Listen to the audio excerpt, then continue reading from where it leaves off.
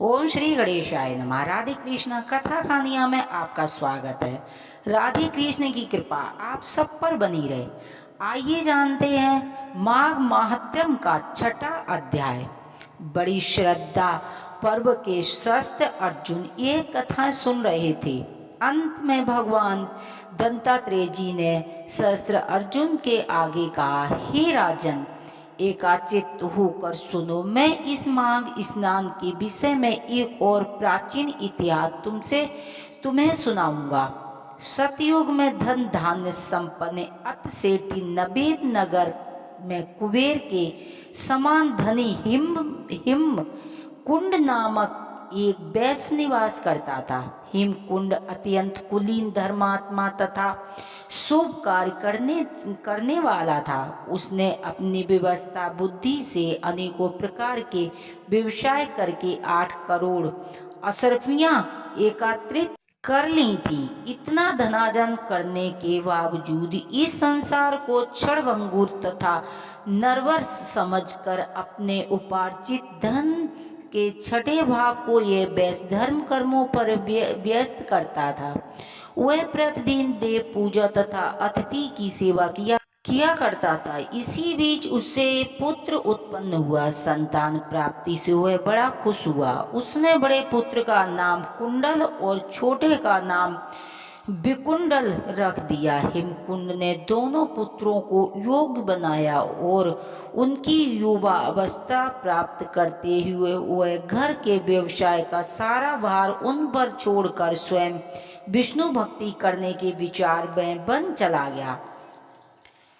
हिमकुंड अनेकों वर्षों तक जप करने के पश्चात एक दिन अपना नरवर शरीर त्याग कर स्वर्गलोक को चला गया।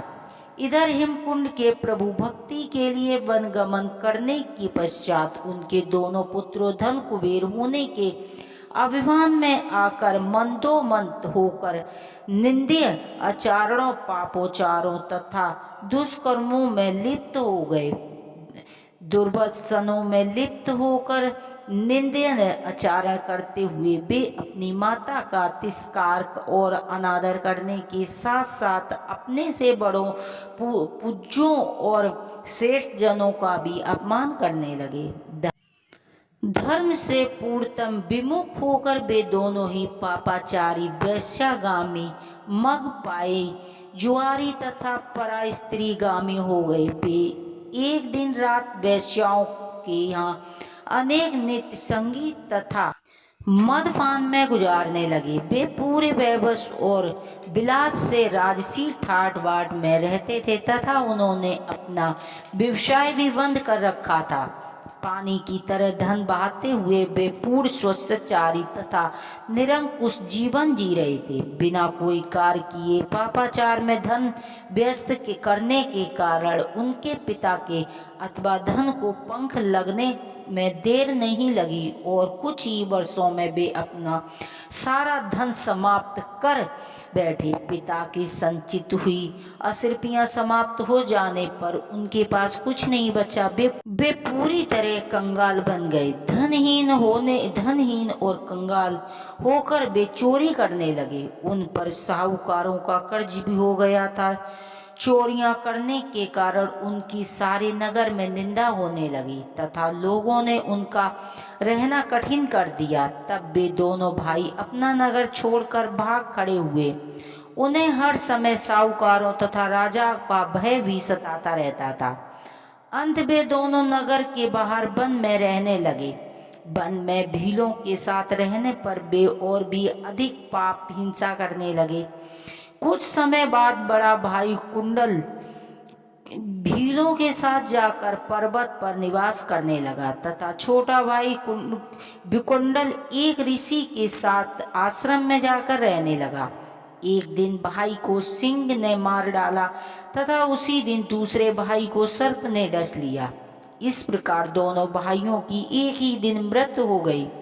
मृत्यु के बाद दोनों भाइयों को यम पास में बांधकर यमलोक ले जाया गया। यहाँ दोनों भाइयों को यमराज के सामने प्रस्तुत किया।